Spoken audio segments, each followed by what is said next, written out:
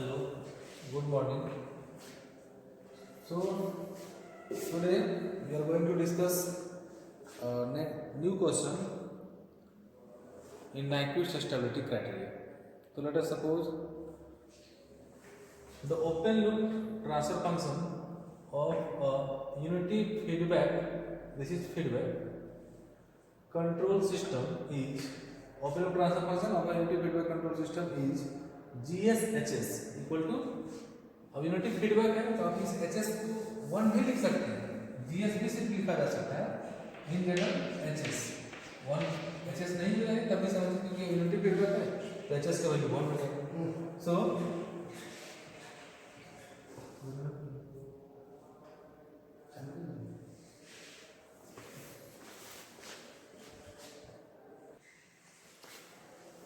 सो steps क्या है Nyquist stability criteria deal करने के लिए? 3 स्टेप्स. फर्स्ट क्या है? Polar plot. Second mirror image of that polar plot. And third connect omega equal to 0 - 2 omega equal to 0 plus by N angle equal to 180 degree into type of system. So what is the first step, first approach, how you can approach this problem? अभी तक जो भी हम standard पढ़े थे इसमें देख रहे पोल भी है, पोल भी है, जीरो भी है, तो इसका डायरेक्ट स्केच हम नहीं कर सकते है ना. कुछ स्टैंडर्ड में देखे थे addition of poles on at origin, addition of poles at real axis. वो कहाँ वैलिड था? जब सिस्टम में सिर्फ पोल हुआ करता था, लेकिन इस सिस्टम में पोल और जीरो है तो वो कॉन्सेप्ट यहाँ पे नहीं आया. उसका भी रोल है, गेट में डायरेक्ट क्वेश्चन पूछता है. कुछ क्वेश्चन यूनिवर्सिटी में भी आपको डायरेक्ट उसी पैटर्न पे पूछा जाता है तो वहाँ पे बहुत फास्ट काम कर सकते हैं. उस पैटर्न पे नहीं रहे then you have to go through the general procedure. General procedure क्या है? स्टेप 1. स्टेप 1 क्या है? इसका पोलर प्लॉट रेडी करेंगे. पोलर प्लॉट जो ये वीडियो फर्स्ट टाइम देख रहे होंगे तो काइंडली इस पोलर प्लॉट को डेली 4-5 वीडियो अपलोड है. फर्स्ट आपको पोलर प्लॉट सीखना चाहिए, उसके बाद Nyquist प्लॉट आप कर सकते हैं, अदरवाइज दिक्कत होगा. क्योंकि इसको देखिए हर पोलर प्लॉट में Nyquist में पोलर प्लॉट पहले करना है तो पोलर प्लॉट का क्या बेसिक आइडिया है वो आपको सीखना चाहिए. तो पोलर प्लॉट में क्या करना है? वो put S equal to G omega. जब यहाँ पे जी ओमेगा आ गया, दिया जाएगा G omega H G omega equal to equation G omega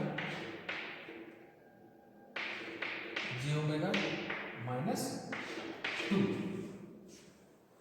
उसका क्या करते हैं? इसका आपको चाहिए मैग्नीट्यूड एंड एंगल चाहिए. तो मैग्नीट्यूड कितना आ जाएगा? m और मैग्नीट्यूड ऑफ दिस. तो मॉड ऑफ दिस, इसका मॉडुलस निकालना है तो 1 real part square plus imaginary part square, not J square, imaginary part square. Magnitude of this quantity. इसका मैग्नीट्यूड निकालने में किसी को परेशानी हो रहा होगा, ये बहुत बार डिस्कस कर चुके हैं. जस्ट जे ओमेगा रहता है, क्या करेंगे? Real part plus imaginary part, इसको लिखेंगे. इसका जब मैग्नीट्यूड निकालेंगे मॉड इसके लिए रियल पार्ट का स्क्वायर प्लस इमेजिनरी पार्ट का स्क्वायर, स्क्वायर रूट लीजिएगा, स्क्वायर रूट ओमेगा स्क्वायर, फिर से ओमेगा आ गया, मतलब ओमेगा है तो ओमेगा स्क्वायर. यहाँ क्या है? जे ओमेगा स्क्वायर. तो आप इसका जाएगा minus omega square, J square -1 तो minus omega square. Magnitude just बात करेंगे मॉड को हो जाएगा क्या इसका? इसका मॉड निकालेगा तो ये ओमेगा स्क्वायर. ये प्रोसेस ऐसे बताते हैं. तो इसका मैग्नीट्यूड कितना? ओनली मॉड लिखेंगे तो ओमेगा स्क्वायर. इस क्वांटिटी का रियल पार्ट स्क्वायर, तो रियल पार्ट कितना? -2 तो -2 का square 4 real part square plus imaginary part square. So this is magnitude equation. Now what is theta? अभी इस साइड में थोड़ा सा क्लियरली विजिबल नहीं है, उस साइड हम कम यूज करेंगे बोर्ड को, इधर यूज करेंगे. ये हम मिटा देंगे स्टेटमेंट. स्टेप 1 लेके चल रहे थे polar plot. Now angle theta कितना है? एंगल ऑफ दिस न्यूमरेटर का एंगल पॉजिटिव, तो tan inverse mod of y by x, तो यहाँ पे दोनों पॉजिटिव है, डायरेक्ट ओमेगा बाय 1 लिख सकते हैं, मोड लिखने कोई बात नहीं, माइनस डिनोमिनेटर का जितना भी एंगल होगा वो माइनस करते हैं, जे ओमेगा कहाँ पे होता है, रियल इमेजिनरी, जे ओमेगा का दिखाइएगा तो ये हो जाएगा जे ओमेगा स्क्वायर, इसका मतलब क्या है, यहाँ पे डबल पोल है, जब उसको दो बार एंगल का कंट्रीब्यूशन होगा, ये एग्जैक्टली आपको रियल एक्सिस से मेजरमेंट करिएगा तो ये 90 डिग्री हो जाएगा, फॉर्मूला से करिएगा तो tan inverse y by x, y कितना है, ये ओमेगा, x कितना है, 0 है, तो tan इनवर्स इंफिनिटी हो जाएगा, ऐसे भी निकाल सकते हैं, tan inverse infinity value 90 degree. अब आपको जो अच्छा लगे, आई थिंक ये बहुत फास्ट है, जे ओमेगा एक्सिस पे जा रहा है, डायरेक्ट 90 डिग्री मेजरमेंट, फॉर्मूला का कोई यूज नहीं कर सकते, दोनों में से जो अच्छा लगे आप करिए, both are true, this is fast, ये bad verse imagine, j omega purely real है 90 डिग्री, प्योरली रियल है, प्योरली इमेजिनरी पॉजिटिव है 90, प्योरली इमेजिनरी नेगेटिव में रहेगा तो माइनस जे ओमेगा है, तो एंगल का मेजरमेंट माइनस 90 डिग्री, ये माइनस 90 डिग्री होगा। So angle of this quantity हम डायरेक्ट लिखेंगे कितना, माइनस पहले ले लिए हैं, 90 फिर 90 180, सो 180 डिग्री। एंगल ऑफ दिस, इसका एंगल थोड़ा सा आपको समझा रहे हैं, जे ओमेगा माइनस 2 है, इसको ऐसे लिखिए, रियल पार्ट पहले, real part plus imaginary part. Polar plot का जो फर्स्ट लेक्चर था, बेसिक लेक्चर, वहां पे हम आपको समझाए थे, इसका एंगल निकालेंगे तो निकालेंगे tan inverse mod of y, ऐसे निकालेंगे, इसको निकालेगा tan इनवर्स ओमेगा बाय 2 हो जाएगा। उसके बाद हम बोले थे when real and imaginary are of different side, positive दोनों नॉट है, एक पॉजिटिव एक नेगेटिव रहे, दोनों नेगेटिव रहे, उस केस में वो एक्चुअल एंगल निकालते हैं, मीन्स जब आपका इसका पोजीशन फर्स्ट क्वाड्रेंट ना हो करके सेकेंड थर्ड फोर्थ क्वाड्रेंट में रहेगा, उस केस में हम लोग उसका इफेक्टिव एंगल और एक्चुअल एंगल निकालते हैं। तो इस केस में जो ये सिचुएशन पड़ रहा है वो कहाँ पे पड़ रहा है, रियल पार्ट नेगेटिव है तो -2, इमेजिनरी पार्ट इसका पॉजिटिव है, जे ओमेगा पे है, ये दोनों कट करेगा यहाँ पे, तो एक्चुअल जो पोल का पोजीशन यहाँ पे है, जो हम कैलकुलेट कर रहे हैं tan इनवर्स ओमेगा बाय 2 जो मॉड करके निकालते हैं, वो एक्चुअल मेजरमेंट होता है एंगल का, दिस एंगल, ये एंगल, एक्चुअल एंगल मेजरमेंट कितना होगा बता दीजिए, what is actual angle, actual होता है मेजरमेंट रियल एक्सिस से मेजरमेंट होगा, फ्रॉम रियल एक्सिस, तो रियल एक्सिस कितना आ जाएगा 180 degree minus this angle, tan inverse y by 2, so this is actual angle, actual angle, इसके इसका जब एंगल कैलकुलेट करेंगे कितना लिखेंगे, सो माइनस जे ओमेगा माइनस 2 का जो एंगल मेजरमेंट होगा वो हो जाएगा 180 degree minus this quantity minus tan inverse, आप चाहे तो यही टर्म लिख सकते हैं ओमेगा बाय इसका मॉड, है ना। अब इसको एक अलग ब्रैकेट में लिखेंगे, क्यों लिखेंगे इसको, क्योंकि ये इसी एक का एंगल है, इसका दिस क्वांटिटी, इसलिए एक साथ हम लिखेंगे, उसका कैलकुलेशन आगे करेंगे। तो ये बात यहां तक समझ आ गई सभी को।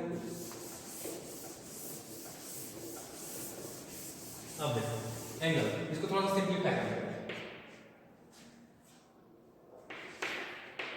tan inverse omega minus 180 360 minus tan inverse, ये तो मॉड लगा तो पॉजिटिव हो जाएगा ओमेगा बाय 2, और सिंपलीफाई करिए इसको, तो ये -360 कांस्टेंट वाले भाग में -360 प्लस tan इनवर्स ओमेगा, और ये minus minus plus tan inverse omega by 2, तो this is final expression for angle, इतना ही रख सकते हैं, इसका कोई काम नहीं है, जस्ट अब टेबल बनाते हैं, प्लॉट कर लेते हैं।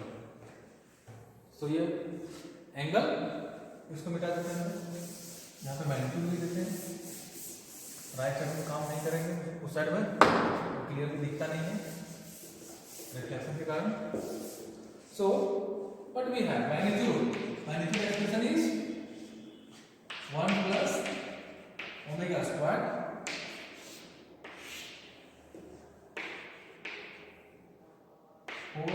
plus omega square. So this is magnitude and this is angle. अब टेबल बना लेते हैं. So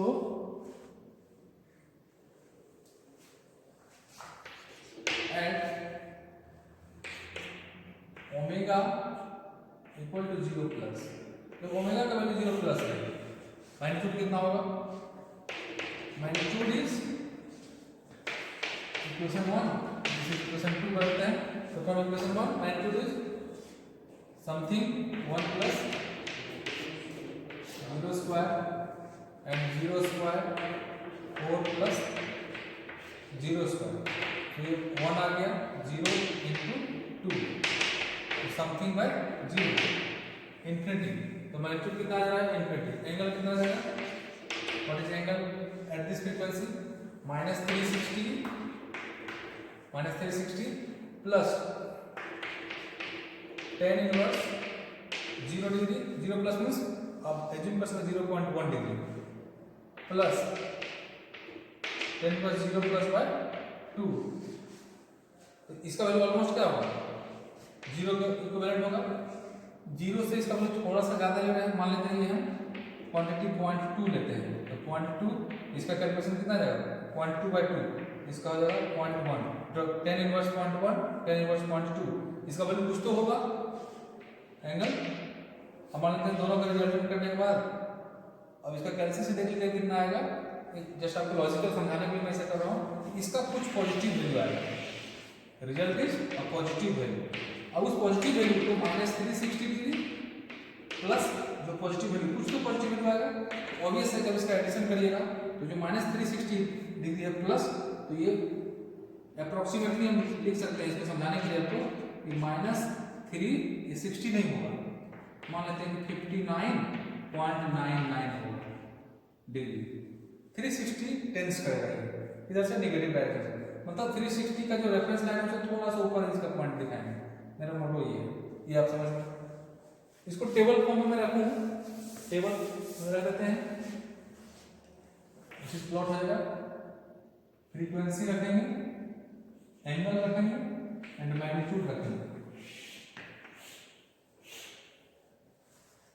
फ्रीक्वेंसी ओमेगा 0 पे थीटा कितना आ गया जी? थीटा -359.99, मतलब ये 360 है. मैग्नीट्यूड कितना है? इस वैल्यू को बता दें इंफिनिटी. एक और कैलकुलेशन हम करेंगे at omega infinity. Omega infinity पे जब मैं काम करूंगा, जस्ट यहाँ पे चेंज कर देंगे, ये है ना. आपको तो फिर लिखना होगा, मेरे पास ये राइट है, बोर्ड एंड चौक डस्टर है, बस इरेज में कर देता. So omega equal to infinity, magnitude infinity by infinity form आ गया. लिमिट आप पढ़े होंगे यहाँ पे, लिमिट लगा देना है. सो 1 plus omega square 4 plus omega. इस केस में आपका फ्रीक्वेंसी इक्वल टू से बेटर टेंस टू लिखिए यहाँ पे. इन्फिनिटी बाय इन्फिनिटी फॉर्म आ जाएगा. तो इन्फिनिटी बाय इन्फिनिटी फॉर्म कैसे डील करते हैं आप? ओमेगा स्क्वायर कॉमन कर लेते हैं ऊपर से. 1 बाय ओमेगा स्क्वायर आ गया. 1 by omega square plus 1 square, omega square into, यहाँ से ओमेगा स्क्वायर बाहर कर देंगे, ओमेगा स्क्वायर कितना आ जाएगा यहाँ पे? 4 बाय ओमेगा स्क्वायर प्लस 1. ये तो ओमेगा स्क्वायर ले लिए थे कॉमन, यहाँ से कैंसिल आउट हो जाएगा, है ना. इसको डील कर, इसको यहीं पर डील करते हैं. तो समथिंग बाय इन्फिनिटी 0 हो जाएगा. तो स्क्वायर रूट है 0 प्लस 1 और यहाँ पे इन्फिनिटी स्क्वायर आ रहा है और यहाँ पे समथिंग बाय इन्फिनिटी. तो 4 बाय इन्फिनिटी आ जाएगा, 1 बाय इन्फिनिटी आ जाएगा और ये 1 आएगा. 0 0 + 1, 0 + 1 ऊपर 1 infinity into 1 something bye infinity value is 0। तो मैग्नीट्यूड जब फ्रीक्वेंसी इंफिनिटी रहे, फ्रीक्वेंसी इंफिनिटी, तो मैग्नीट्यूड का वैल्यू कितना 0 आ जा रहा है। मैग्नीट्यूड स्टेबल पे रख दे रहे हैं, वहां से हम पोलर प्लॉट करेंगे। अब थीटा का देखिए, थीटा थीटा का एक्सप्रेशन तो यही है, इसको फिर से डील करते हैं। -360 tan inverse omega, tan inverse omega by 2 when omega tends to infinity. Omega tends to infinity कितना हो जाएगा बोलो?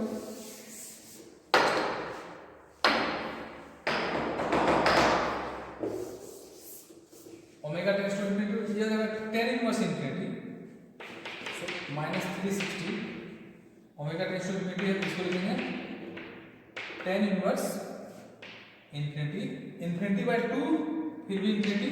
आप चाहे इसको फॉर्मूला में tan inverse x + tan inverse y integrate कर सकते हैं। फॉर्मूला यहाँ पे नहीं यूज किया, क्यों? कि ये दोनों ही एक ही साइन में है, ये पॉजिटिव ये नेगेटिव रहता तो हम फॉर्मूला यूज करते हैं, वहाँ पे देखते हैं कौन सा पार्ट डोमिनेट हो रहा है, पॉजिटिव पार्ट डोमिनेट करेगा या नेगेटिव पार्ट डोमिनेट करेगा। तो ये भी आप समझ चुके हैं कि फॉर्मूला कहाँ पे लगाना है। अननेसेसरी का फॉर्मूला यूज करें, उसको लेंथी एक्सप्रेशन करें, कोई मतलब नहीं बनता है। दोनों ही पॉजिटिव साइन में है, फॉर्मूला नहीं भी यूज करेंगे मेरा काम हो जाएगा। लेकिन यहाँ पे मान लो नेगेटिव रहता तो हम ये डिसाइड नहीं कर पाते कि when omega tends to infinity then which one is dominating, positive part और negative part. In that situation you have to use the tangent inverse formula, और उस फॉर्मूला के अकॉर्डिंग जो एक्सप्रेशन आता है वहां से डिसाइड करते हैं कि किस कंडीशन पे इसका वैल्यू नेगेटिव होगा और किस कंडीशन पे इसका वैल्यू पॉजिटिव होगा। लेकिन यहाँ पे ऐसा नहीं है, ये हमेशा ही पॉजिटिव होगा, जो भी वैल्यू होगा पॉजिटिव होगा। तो tan इनवर्स इंफिनिटी और इसका इक्विवेलेंट लिखेंगे tan इनवर्स इंफिनिटी लिखेंगे। अब बता दीजिए 370 tan इनवर्स इसका वैल्यू 90 डिग्री, इसका वैल्यू 90 डिग्री, लिख तो रहे 90 डिग्री, आपको पता है इसका वैल्यू 90 नहीं होता है, टेंड्स टू 90 होता है ना, तो 90 से थोड़ा वैल्यू छोटा होगा। तो 360 डिग्री और plus 180 degree minus 180 degree.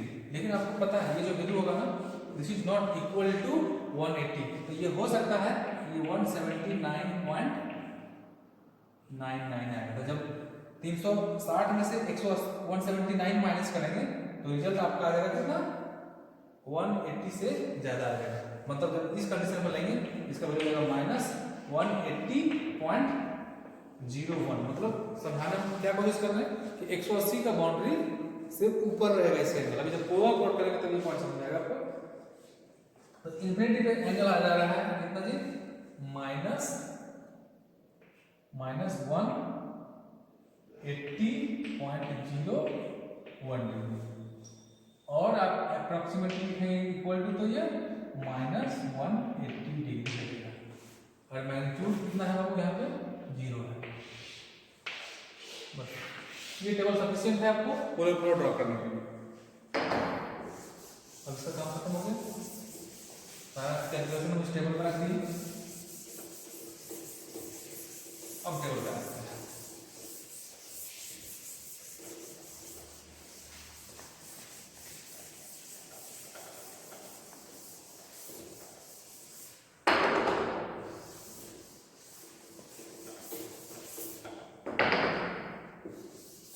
So, what is polar plot? Step 1 पे भी चल रहे हैं polar plot।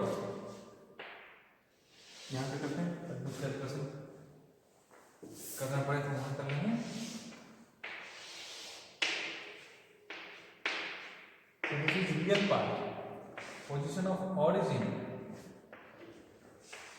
imaginary part, angle में दिखाएंगे तो -90, -180, this is -270 degree, and this is घूम के आएगा तो ये आपका हो जाएगा माइनस, रियल एक्सिस जो है -360, इसको रियल बोलते हैं, और आप 0 डिग्री समझो, एक चक्कर पूरा लगा लेगा 360 आएगा -360।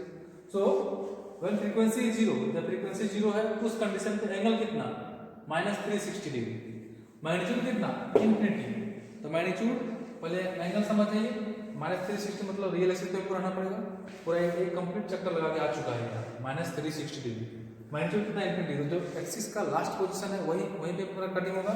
मैग्नीट्यूड जब कट करूंगा तो इसी 360 डिग्री पे कट करेंगे, मैग्नीट्यूड कितना इन्फिनिटी का। तो अब यहाँ पे क्या होता है ना, अब 360 से ऊपर या एग्जैक्ट इस पे तो नहीं होगा, इससे ऊपर या नीचे होगा। तो पहले बता चुके 359 होगा, वो समझा चुके हैं। 360 से थोड़ा सा ऊपर रहेगा पॉइंट, ये पॉइंट हम आपको यहाँ पे मार्क कर दिया। यहाँ पे मार्क क्या कर रहे हैं, omega equal to 0 plus magnitude देखेंगे कितना हो जाएगा, इन्फिनिटी। यहाँ इसका कोऑर्डिनेट क्या होगा, मैग्नीट्यूड इन्फिनिटी एंगल थीटा।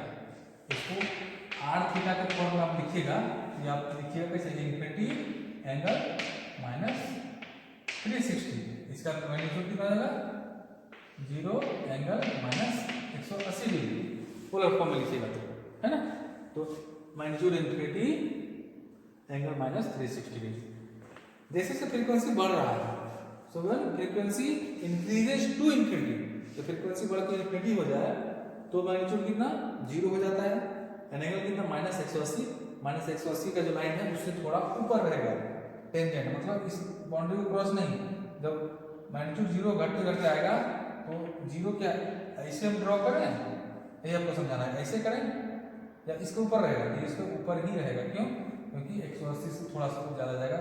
तो उस टाइम पे जब टेंजेंट होगा मैग्नीट्यूड 0, तो यहाँ ओरिजिन का पोजीशन लेंगे, इसको इस टाइप से मिलाना पड़ेगा, है ना। इसको थोड़ा सा कर्व कर देते हैं, सुंदर दिखे, और कोई मोटो है नहीं।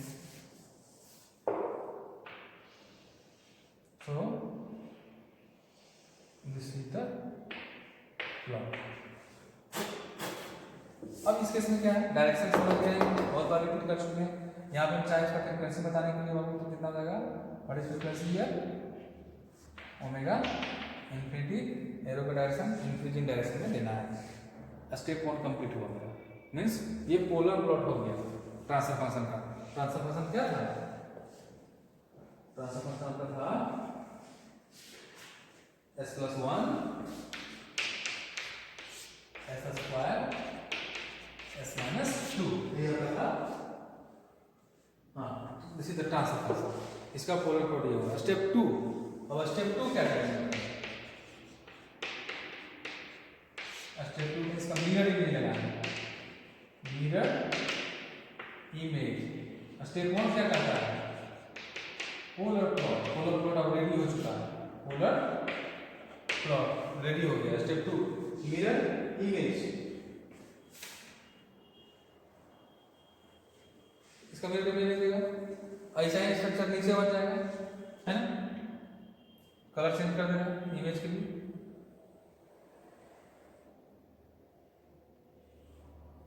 बताइए।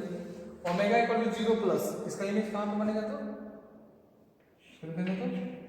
Omega equal to 0 minus omega equal to 0, देखो यहाँ पे आपको कंफ्यूजन होगा, ओमेगा इक्वल टू इन्फिनिटी, इधर के लिए है ओमेगा इन्फिनिटी, और ये नीचे के लिए जो है, ये इसका इमेज बना, उसके लिए फ्रीक्वेंसी हो जाएगा इन्फिनिटी का frequency image minus infinity. Step 3 क्या बोलता है, कनेक्ट करना है, किसको, connect omega equal to 0 minus 2 0 plus by N angle equal to 180 degree into system का टाइप क्या है, इक्वल टू 2 है, 2 360 डिग्री से कनेक्ट होगा। किस डायरेक्शन में, क्लॉकवाइज डायरेक्शन में, विथ सर्कुलर पाथ कैसा रहेगा जी, सर्कुलर, एंड रेडियस कितना रहेगा जी, रेडियस रहेगा इनफाइनाइट रेडियस। तो 360 ओमेगा इक्वल टू 0 माइनस, यहाँ पे ओमेगा इक्वल टू 0 माइनस को 0 प्लस से कनेक्ट करना है। यहाँ से डायरेक्ट ऐसे नहीं कनेक्ट कर दिए, क्योंकि आपको घूमना है कैसे, क्लॉकवाइज डायरेक्शन में। तो यहाँ से जब क्लॉकवाइज डायरेक्शन आगे बढ़िएगा तो ऐसा डायरेक्शन आएगा, क्लॉकवाइज डायरेक्शन घूम के यहाँ पे आना होगा। रेडियस कितना, इनफाइनाइट रेडियस। इनफाइनाइट रेडियस कहने का अर्थ है कि एस प्लेन में जितना भी पोल्स होगा, टोटल पोल को हम कवर कर लेंगे, because we are going to analyse its close loop stability. The close loop stability में टोटल पोल काउंट हो जाए, जो आरएचएस में रहे, एलएचएस में रहे, है ना। इसलिए हम इसका रेडियस इन्फिनिटी लेते हैं कि जितना भी पोल होगा सब पोल कवर हो जाए, है ना। तो इसको स्टेप 3 को फुलफिल करिए, आपका नाइक्विस्ट प्लॉट ओवर होगा। तो यहाँ से ओमेगा इक्वल टू 0 माइनस को 0 प्लस से कनेक्ट करना है क्लॉकवाइज डायरेक्शन में, 360 डिग्री एंगल के साथ। तो इसको कंप्लीट करते हैं।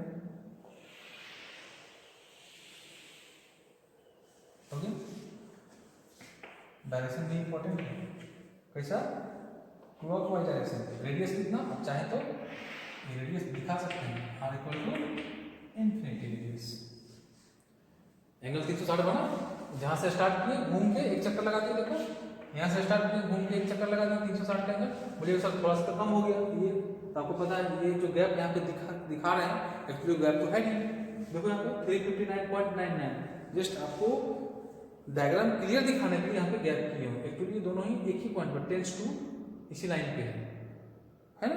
तो इसी लाइन पे है, तो ये गैप आपको 360 से एंगल थोड़ा सा कम दिख रहा है ड्रॉ करने के लिए, but it is actually 360 because it is completed one complete cycle.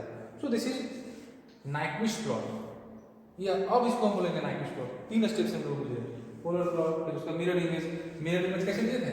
Real axis को मिरर मानते हैं, ये हम बहुत बार डिस्कस कर चुके हैं। इसको मिरर मानेंगे, उसके बाद कनेक्ट करेंगे और स्टेबिलिटी हम डिस्कस करेंगे। इसका है जी, तो इसका ट्रांसफर फंक्शन कौन सा हो गया था?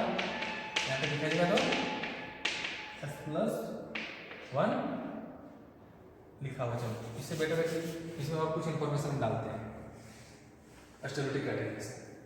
सो अब ये स्टेबल करने का मतलब नहीं है, इसका काम हो गया। ग्राफ के फॉर्म में दे दिए, स्टेप भी डिस्कशन हो चुका है। अब स्टेबिलिटी क्राइटेरिया पे डिस्कस करते हैं। So what is Nyquist stability criteria?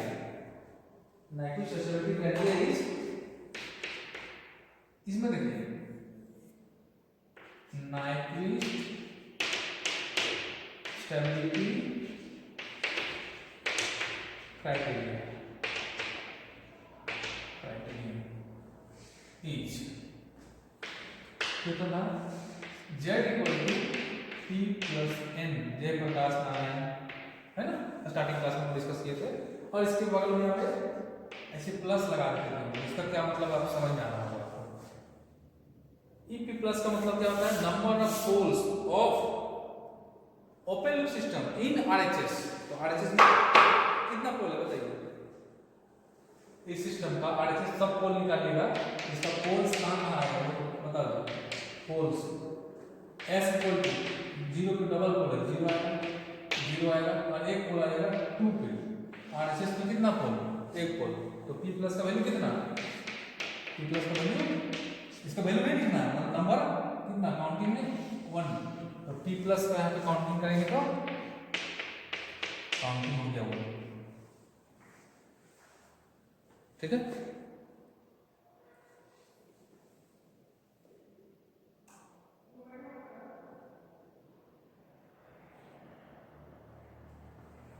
आप बताइए। क्रिटिकल पॉइंट, ये तो ओरिजिन का पोजीशन है। क्रिटिकल पॉइंट कहीं निकालते हैं, मान लेते हैं this is our critical point -1 plus j0। इसका सर्कुलेशन काउंट करते हैं, कितना आ रहा है, कितना बार आएगा बताइए। अभी आप ये प्लॉट को क्लोज मान लीजिएगा यहाँ पे, है ना? मान लेते हैं ये प्लॉट, यहाँ प्लॉट जो है सो ऐसे हो गया। तो ये जो प्लॉट है एक बार ऐसे घूम के आएगा और इसका डायरेक्शन कैसे आएगा?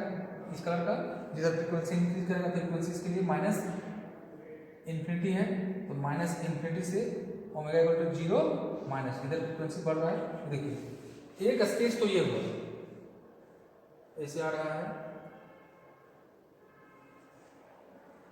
One escape complete. इस पाथ में जो आपका क्रिटिकल पॉइंट है वो इनक्लोज नहीं हुआ।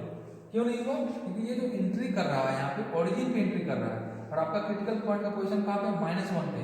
सो -1 is never enclose by this diagram, है ना? इस डायग्राम से देखें, इस डायग्राम से तो इनक्लोज नहीं हुआ। तो यहाँ पे लिखिएगा n इक्वल टू n1। तो n1 का वैल्यू हो गया 0, क्योंकि ये फर्स्ट जो है n1 मान लेते हैं इसके कारण n1 ये पाथ देगा। तो n1 कितना हो गया बाबू? 0 हो गया।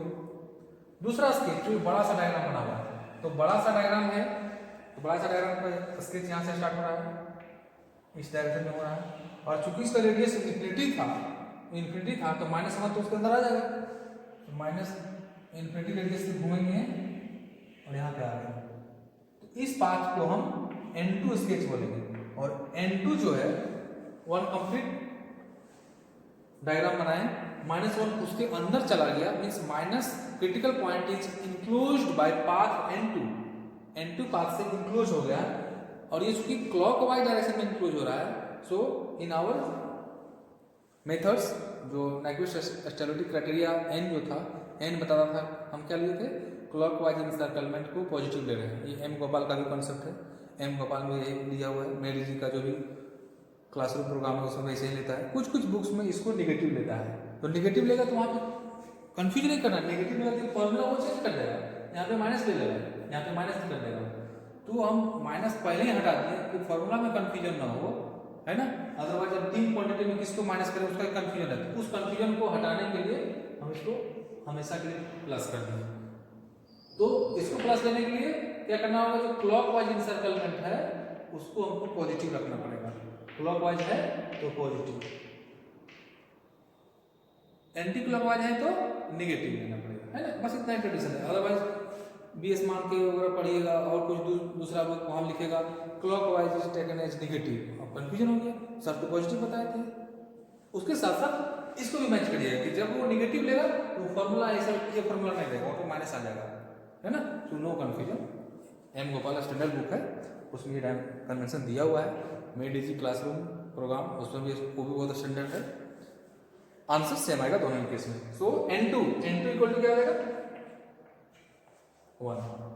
सो ओवरऑल हम काउंट करें N2 इक्वल टू 1, तो N क्या आ जाएगा, N1 प्लस N2, तो N1 प्लस N2 करेंगे तो 0 प्लस 1 इक्वल टू 1।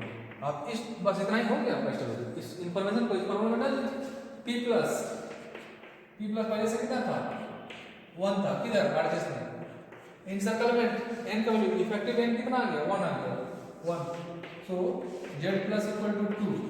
अब z प्लस क्या था बताइए, ये z प्लस क्या होता है, किसका पोल्स है, पोल्स ऑफ